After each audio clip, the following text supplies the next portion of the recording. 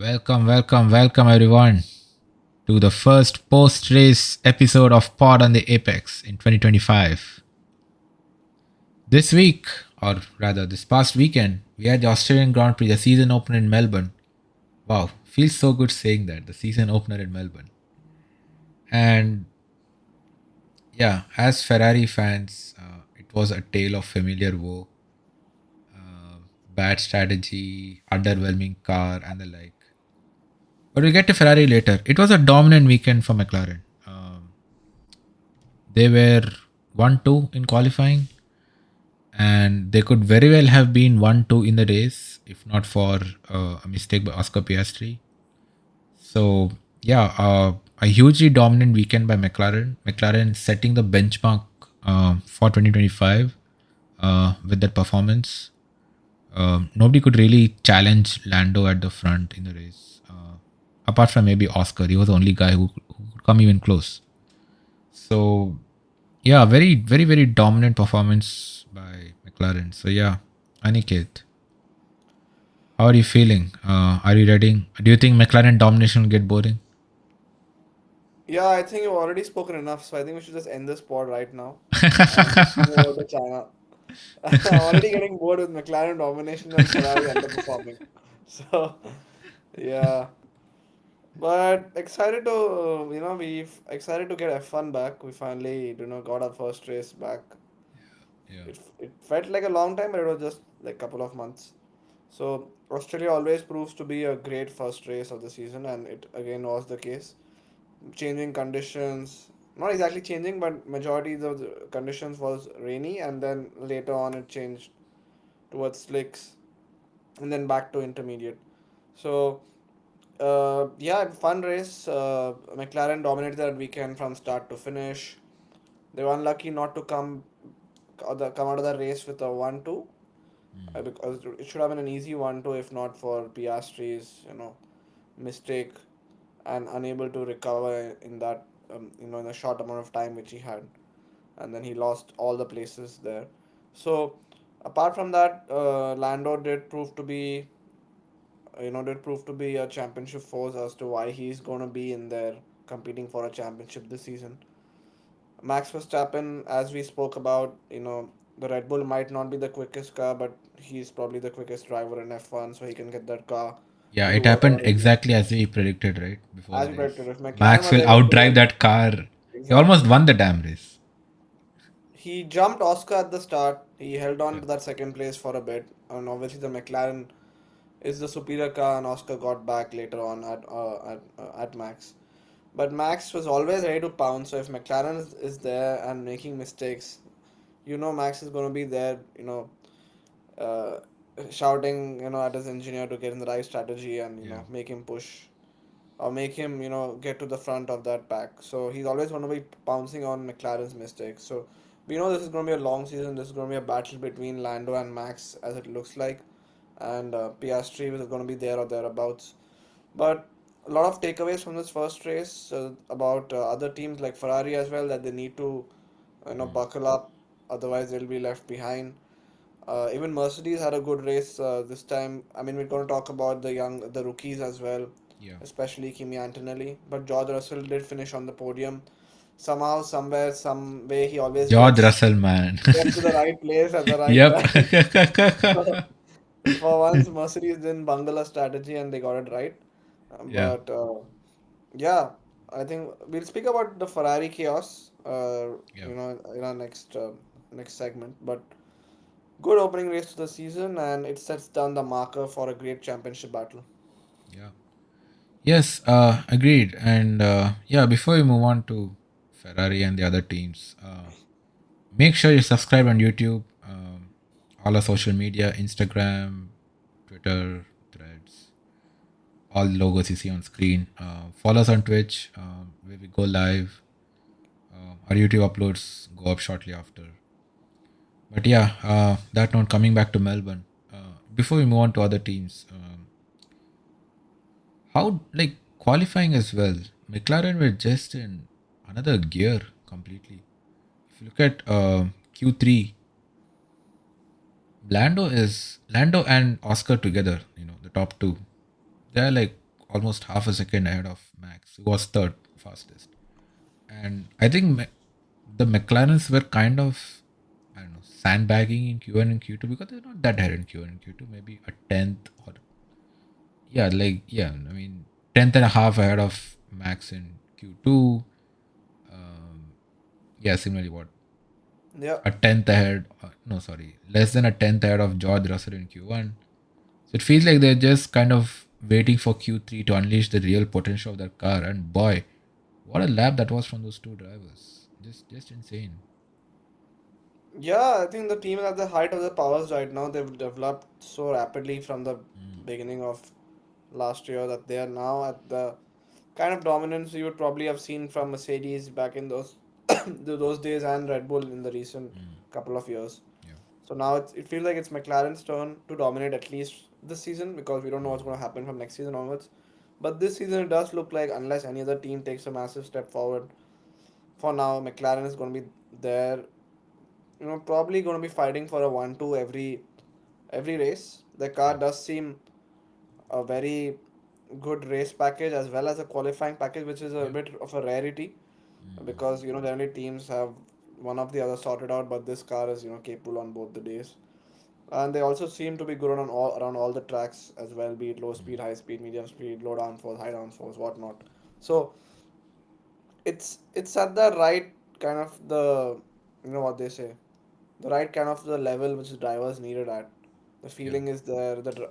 The team is coordinated, strategy. And They're also, really both the drivers are very comfortable with the car, right?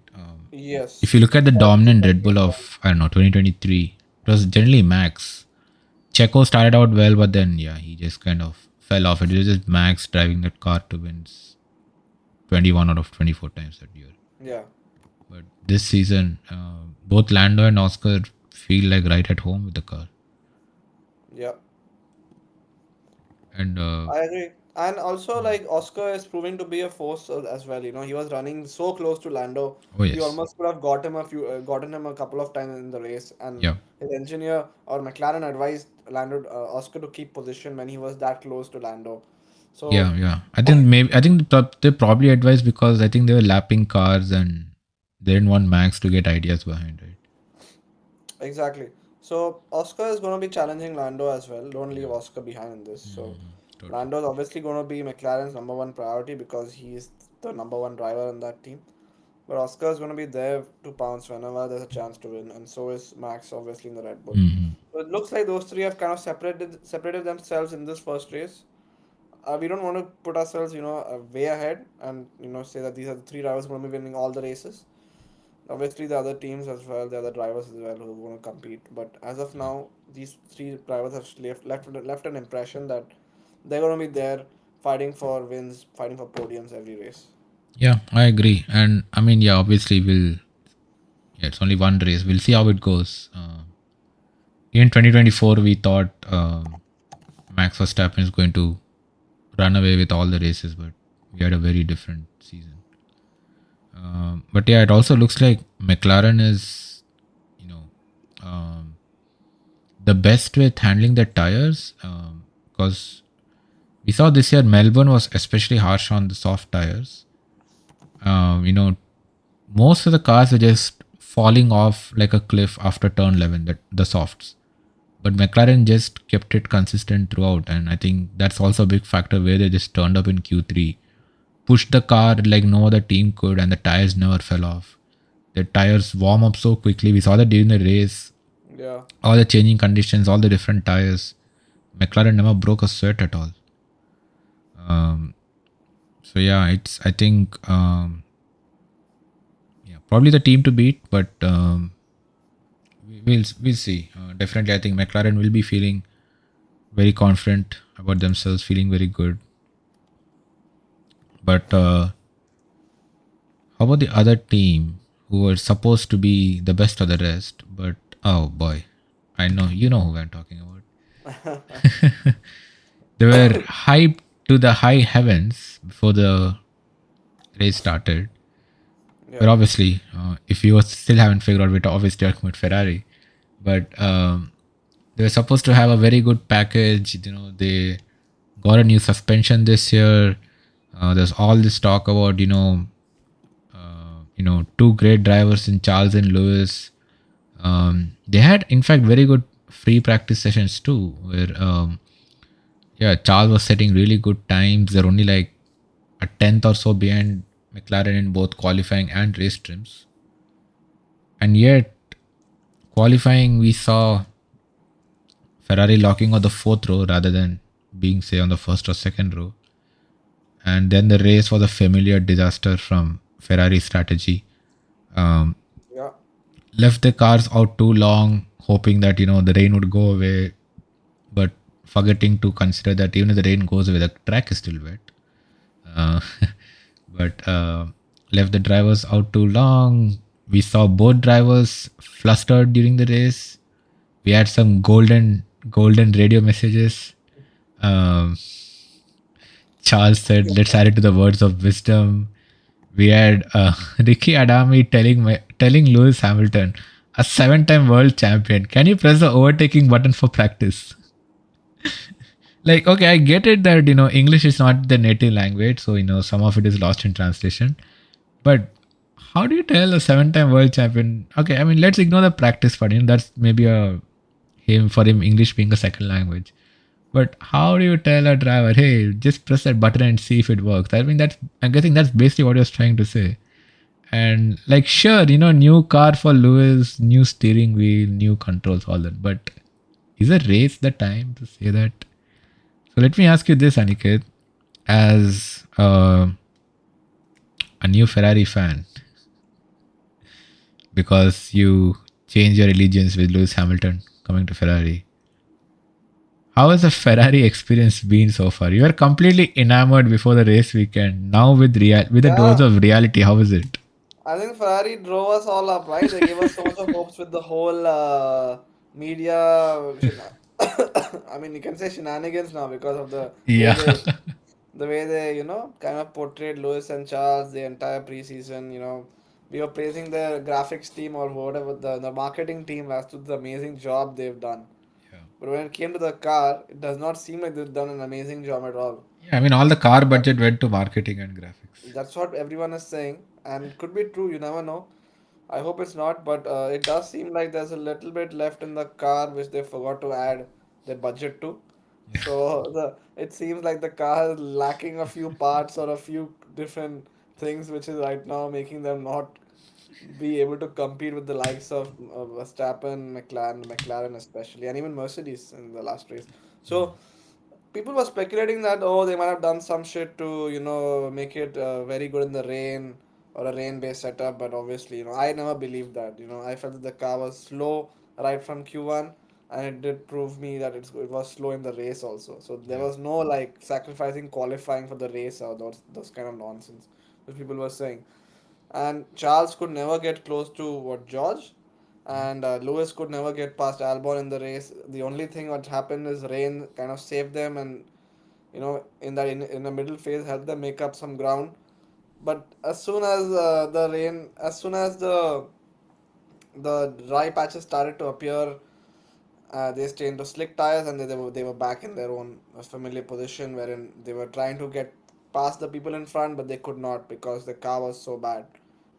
And then they had a little bit of luck with rain coming down again in the last towards the end, where for a few seconds it was Lewis and Charles Yep. P1, P2, and Lewis was we got P all of P1. them. I still remember that graphic. I put it on my wallpaper till the next time it's gonna happen again. I put it on my desktop wallpaper, but we don't know when it's gonna happen again. So they gave us hope, and then the strategy team, this Ferrari thing, right? Yep. Instead of bringing them in the same lap as Max came in, you know, they left them out for 2 laps longer. One or two, I think it was 1 lap longer, whatever. But that proved to be very costly, and they were back right down towards the end Yep. of the top 10. I And mean, what that what was could so have been a costly that you could see the yeah, people who had pitted when Ferrari stayed out. They almost caught up to Lewis and Charles at the front. so what could have been a top five kind of a Maybe even a positioning? podium, right? Maybe one of them could have got a podium, Because but the definitely a top five in both for both. like when Max pitted, it was just the right window to pit. They were Yeah. near the pit entry. They could immediately change tires and come out. Other cars were still kind of hobbling towards a pit lane. It could have been so good. They had track position at that point. They were what, in top 3 or 4, I think, at that point. Before, Yeah, this is the difference between a well-oiled machine like Red Bull and a team which is still having so many issues in communication. Because what Ricky Adami told Lewis was that there was no rain coming yeah, after yeah, the initial phase. yeah, And then Lewis was like, okay, I'll just drive this because I know there's yeah, no rain coming. And then the rain came, and then all the radio transmissions was confounded, and they had to come in basically. yep. And again, like they got eighth and tenth, like 5 points. Probably, I think that was the worst start since 2009 to a season. So I think the championship is already over for them. The constructors' championship is already over for Ferrari. So they should. I think they should switch their focus to 2026, like right now, Already. already.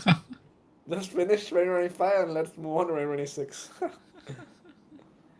So yeah, I just wanted to share this.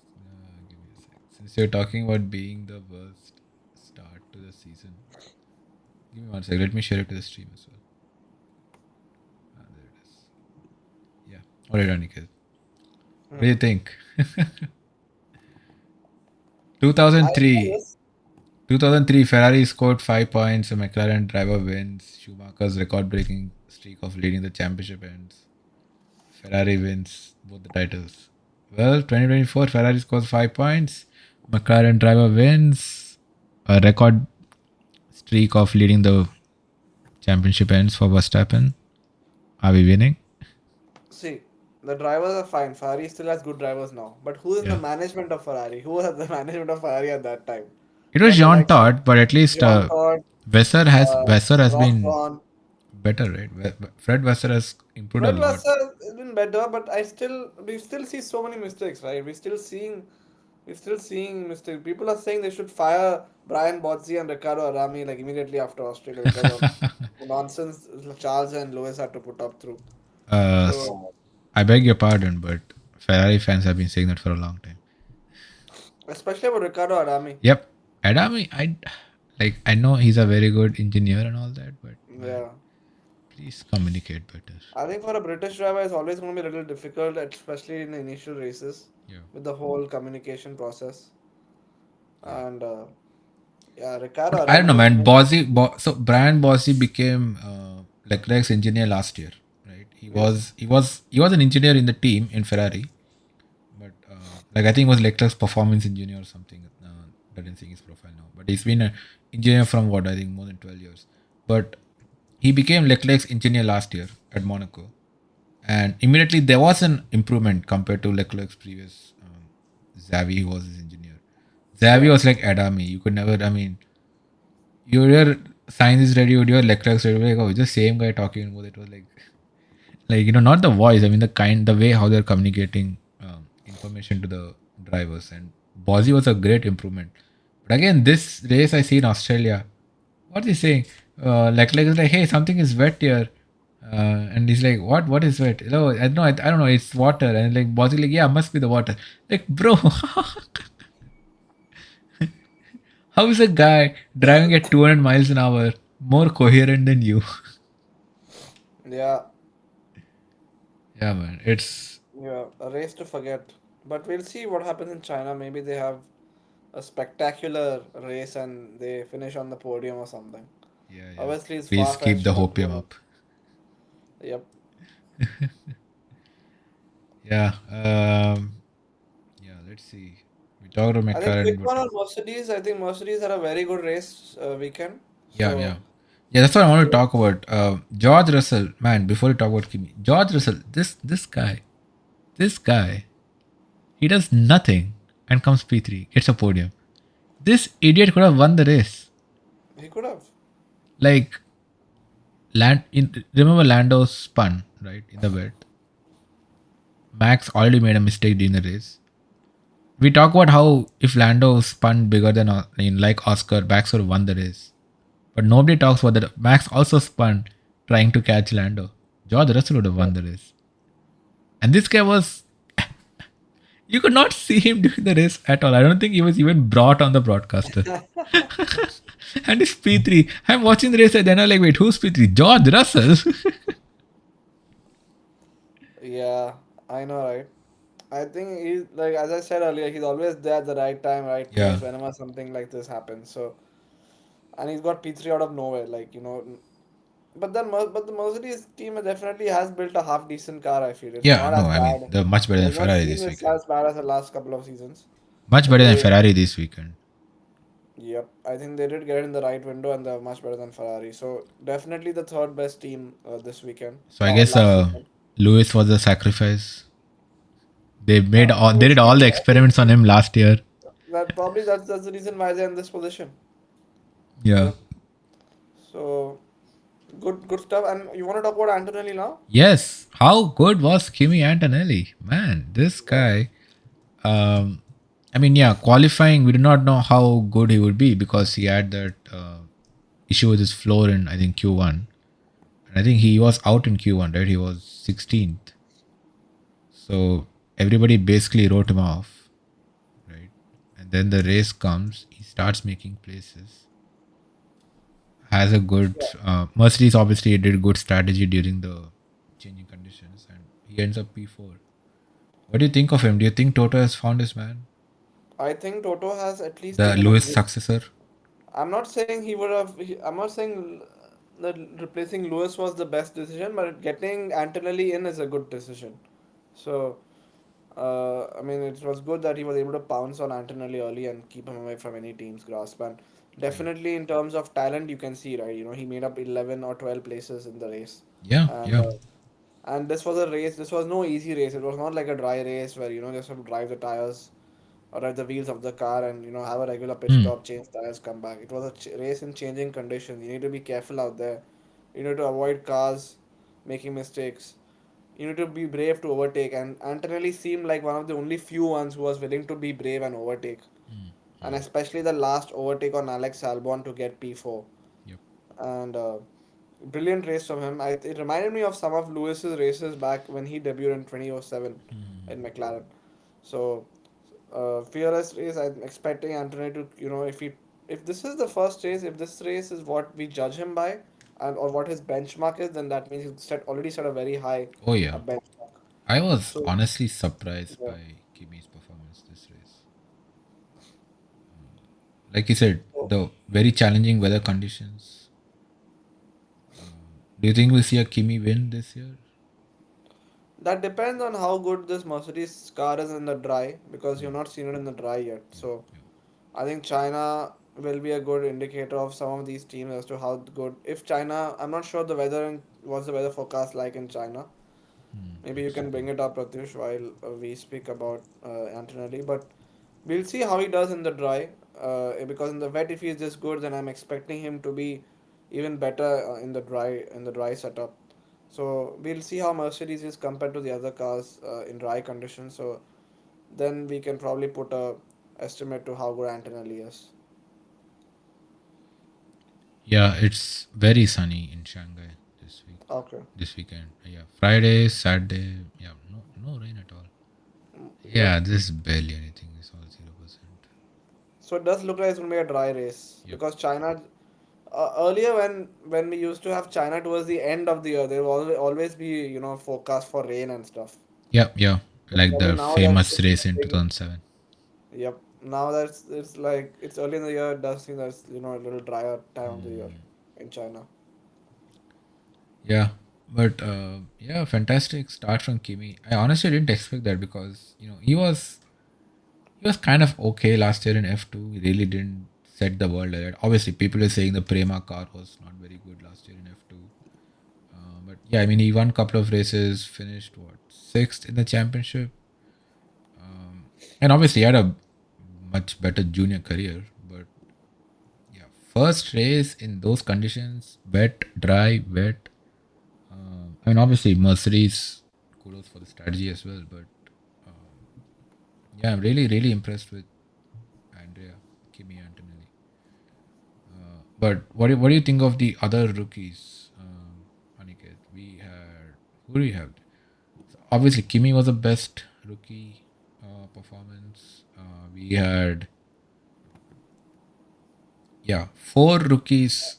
So we can Four we rookies can did not talk. finish. Only Yeah, Ollie Behrman, he finished 14th. He was the only other rookie who even finished all laps. yeah. We can obviously start with Isaac Hajar. Poor guy Poor spun guy. Oh yes. on the warm-up lap. Couldn't even complete a lap in an actual race, an Yeah. actual debut race. So very sad.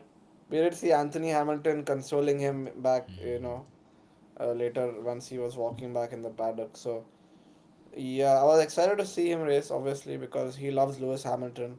So Yeah. it would have been nice to see him up there in the fighting for points and stuff. Because Racing Bulls did have a half decent car this race. Yeah. Yeah. So, but we'll see. Maybe China gives another proves to be a very good race for him, and helps Hmm. him get his confidence back. Because right now he needs to get back on the track. His confidence is absolutely shattered right now. Yeah. So the sooner he gets back on the track, the better it will be for him. And coming to the next set of rookies, I think Jack Doohan also did not finish the race, right? Or did he Yeah. finish Both it? both Duan and Sign. Not Sign. Sorry. Yeah. Duan spun out on the, I think, the first lap itself. He didn't finish a single lap. Yes. He and Sainz basically had accidents in the first lap. And then Bortoleto and Lawson, yeah, I think before the rains or during the rain, somehow they spun out. Yep. Yeah. And one more rookie, Fernando Alonso. He also didn't finish. Yeah, I think Alonso kind of triggered some of the uh, Yep. dominoes mid race. But if you want to, but our prediction on Williams looks to be heading in the right direction Yeah, because they have yeah, a very good car. Alex I Albon agree. finished fifth this Yeah. race, so does brought in a great haul of points for them, and Williams are looking good. They could actually be competing for the best of the rest, and sometimes even they could be competing for a top five positioning, like how we saw in this race. And imagine if Sainz didn't win it in the first lap. Yeah, If both finished in the points, you'd have Lewis Hamilton P11. we could have had a Williams top 10 and a Ferrari finish out of points. That would have been Yeah, crazy. Yeah. but yeah, uh, Lance Stroll in P6. What's going on? Yep. Are we starting the Adrian Newey revolution with Lance Stroll as the lead driver? Man, if Adrian Newey can make Lance Stroll a world champion, I will just bow my head to Adrian Newey. Nobody can top that. Yep. But And yeah, I Nico think Hulkenberg definitely took advantage of the conditions. He finished seventh. yes, I did not expect a Sauber to finish ahead of Ferrari.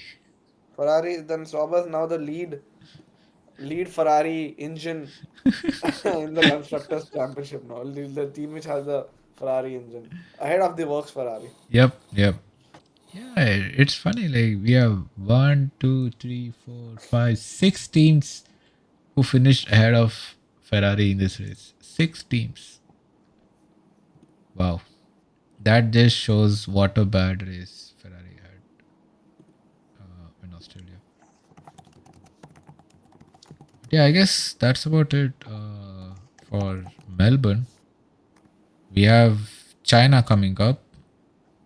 It's a sprint weekend, so for everyone following along, we have sprint qualifying on Friday, just the one practice session, and we have the sprint race and normal qualifying on Saturday before the full race on Sunday. So Yeah. um, yeah, I think the FIA has already kind of implemented a rules change for this weekend. Red Bull complained about McLaren's wing, the rear wing, and we have seen what was it? Yeah, the FIA basically say that the what's it? The gap, the flex. Sorry, I'm not good at these F1 technical stuff, but um, I yeah, have no this idea how just Red Bull actually manages to find all of this shit out and generally the first team always to complain. yeah. So basically, the distance between the main plane and the flap, there is a slot gap when there's no DRS. the FIA said should be less than. So it was 2 millimeters before this season started, and that rule is also brought in because last year we saw in Baku teams couldn't catch Oscar Piastri even with DRS down the long pit straight of Baku. So the FIA did a lot of analysis last season, and they finally came up with the rule that this year we cannot have more than a 2 millimeter gap. Basically when the wing is closed, and now and the FIA also fitted I think a sampling of cars with cameras during free practice to see how that wings or flaps are flexing, and obviously Red Bull. I mean, their official statement didn't say Red Bull complain, but yeah, basically Red Bull, Yeah. I think, was one of the teams that complained to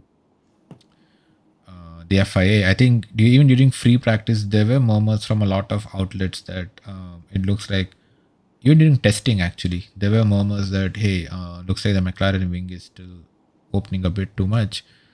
And so, yeah, we have seen now the FIA say that the limit is now reduced to half a millimeter for Shanghai, and we reduce even further to a quarter millimeter after. So it's going to be interesting to see if this kind of, well, we'll see if it handicaps McLaren anyway. Like, do they still have that advantage? Because obviously the field is very close, right? Um, yeah. So, what do you think of this rule change, Aniket? Or do you like it, hate it? Do you think it's just Red Bull I think crying wolf? it's the trend in F1, right? One team tries to do something, Yeah, looks like it's got an advantage, but the other teams find it out and they go complain to the FIA, yeah, and the FIA does like shit to scrap it. So yep, it's like there's no innovation in any F1 anymore because everyone wants to be at a level playing field, yeah, and unfortunately that's the case. I mean, for me, as long as it keeps the championship close, that's what we want, right? If it yep, stops McLaren from having a half a second lead in qualifying to like a couple of tenths, then we are all here for it. yeah, So if it does that, then we are good. If it does not, then we are in trouble. So let's see how it goes. I still think it won't affect McLaren too much because mm, I mean, overall the car is actually dominant in all the other areas compared to the other cars right now. So we'll see if that sticks or not in the upcoming races. But I think just to put it in general terms, this is like the trend in F1. So innovation is there, but people, if the teams try to go out of the box, it gets quickly noticed, and the FI puts a clamp down to it. yeah. Also, another interesting thing I noticed, just coming back to Melbourne for a quick second, is this graph, which again, let me just quickly share this. Yeah, if you see this graph, Aniket, uh, this shows how the basically tire deltas, which how each team is keeping up, Yeah. and obviously the higher you go, the faster you are to the average. I mean, the ahead of average you are. And if you look here, so these are the two papayas. The blue is Max Verstappen. You see opening laps, all this nonsense happens, and you see Max is keeping up with Lando pretty well till Yeah. around lap 16, and then he starts to fall off. Oscar starts to catch him, and I think this probably where I'm guessing this is where the spin happened for Max. Not the spin. He went Not wide. spin, yeah, he went wide and kind of went into a puddle or something. Yeah. I think also it stopped raining, so the cars were getting faster as well because the track was Yeah. drying out. And then, yeah, I think, yeah, he probably went wide because he's trying to, keep Oscar at bay, trying to push the car too much. Made a mistake. And look at this. He never recovered. Never. Mm. Look at the McLarens, man. What is this? Yeah. So, yeah, since we see this, and this is where I want to say Shanghai predictions. Let's do it. Who are your Shanghai predictions? We have two races, so let's do a sprint and a race. Yeah. before But we before wrap today's that, stream. again, Yeah. as we reminded earlier, subscribe to the podcast, subscribe to the Yes. channel, follow us everywhere. We'll also do instant reactions to every session, like qualifying and the race. So maybe this weekend we'll be doing an extra session because of the sprint Yeah. shootout, or maybe two extra sessions. We're not sure. We'll see how it goes. But Yeah, we did do a the sprint. qualifying reaction last weekend. Yeah. If you missed that, always go back to your YouTube channel and watch it. But this weekend we have the sprint quali and the sprint shootout. So we'll see how to put. We'll probably do maybe one out of those two and regular and the qualifying and the race instant reactions as Yeah. usual. So yeah, let's get down to the predictions as you said, Pratyush. So you want to do sprint shootout and then a sprint shootout and then the race itself. Yeah, let's start with the sprint. The sprint, it's a short duration. There's not gonna Yeah. be many overtakes. If McLaren has a 1-2, it's going to be McLaren, just romping to victory. So maybe I'll say Piastri wins the sprint because he's good generally at sprint races. I think sprint and Norris second, and I don't know, maybe Charles Leclerc third out of the box. Somewhere he just gets some form back. Shal. So Okay. Interesting. So yeah, I think I'll probably go for McLaren too. I think it just I hope something else happens, but yeah, dry race, McLaren being the form of the life. Let's see. I think I'll go with Oscar yeah, to win the sprint. Um, yeah, I think we'll see McLaren 1-2, probably a Lando P2. But P3 is the one that's interesting. I don't think a Ferrari will get it. I'm sorry. And just a garden variety Ferrari fan, depressed once again. I think I think Max will get P3. The way he's driving the car. Again, yeah, I don't think I don't know. We'll see how good Max can, get that car in the dry. Obviously wet conditions, Max tends to drive that car better than anyone else. But yeah, we'll see in the dry. I think the sprint, because it's short, will Max will still somehow get to P3 in that. So yeah, that's my two McLarens. It's a papaya world we're living in. I agree. And I think it's going to be a papaya world in the race as well, Yeah. unless something major happens. So I'm going to go with Norris, Piastri, and Verstappen probably as my top three for the race. So using my sprint predictions for the race. Nice. Yeah. Yeah. I think the race, because it's dry, I think we'll again see. I'm just going to go with Oscar and Lando for the race. I mean, we'll have to go with them unless they prove some Yeah. other teams proves us otherwise. Exactly. That's the problem we have right now. Yeah. Yeah. But yeah, P3 for the race. Yeah, I'm not sure. I mean, You want obviously. to do a bold take? Yeah, exactly. I wanted to bold take. I already did Max for the sprint. And I think, I think that car, I mean, unless Red Bull has magically made some improvements in the 4 days they had between Melbourne and Shanghai. Speaking of improvements, the freights have got delayed apparently. Oh, So damn. teams have not got their parts till now. It was Oh, my supposed to get goodness. yesterday and they're still not come. I think it's going to Wow. only come tomorrow now. Yeah, so I guess it's freight deal. I don't think Red Bull is going to pull off something magical on that car. So I feel over a longer race distance, Max might struggle a bit more. Because that, I mean, honestly, the car doesn't look very good. It's just Max doing everything he can. Yeah. So I think P3. Yeah, sorry guys, this is going to be controversial, but I think I'm going to see George Russell sneak in once again. Hmm. That Merc is looking good, to be honest. We'll see how good it looks in China because they were not Yeah. good in China last year. So, Oh but maybe yes. they've actually turned it around. Yeah, yeah. Also, it's going to be. It's not going to be very hot in China. The forecast is 22 degrees, and it's like winter in the northern hemisphere, right? So Yeah. that colder condition should also help Mercedes, if anything we see in Bahrain during testing.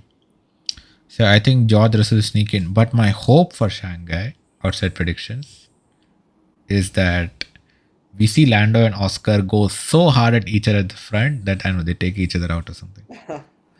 I wish we get a Lewis Nico rivalry between Lando and Oscar. Yeah, That'll be fun. yeah, that'll be very fun. Yeah. Okay, new segment, new segment. Since we have six rookies this year, um, let's try to predict who will be the best rookie. Um, like, who, okay, let's not say best rookie because that will probably just be Kimi every week Yeah. because he has the best car. I mean, kind of the best car. Before you guys say Red Bull, the Red Bull is built for Max, not for Liam Lawson. So let's put it this way: which rookie do you think will impress us the most this weekend? Isaac Hajar.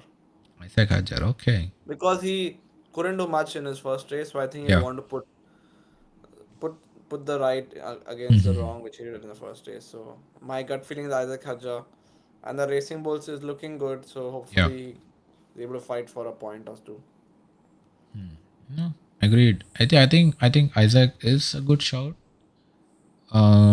I would also additionally go um, with who's this guy? Bortoletto as well. Um, Again, we saw him drive that Sauber to Q2. He had no Yeah, business getting to Q2 in qualifying, man. yeah, Uh, like he was better than Nico. Nico somehow went to P7 from P17. Nobody talks about that. But I mean, Nico obviously had a very good race. Obviously, he's good in the rain as well. But yeah, I think Bortoletto with a dry quali and a dry race, and yeah, I think we're going to see a very impressive weekend. I okay. Here's where the hot take comes in.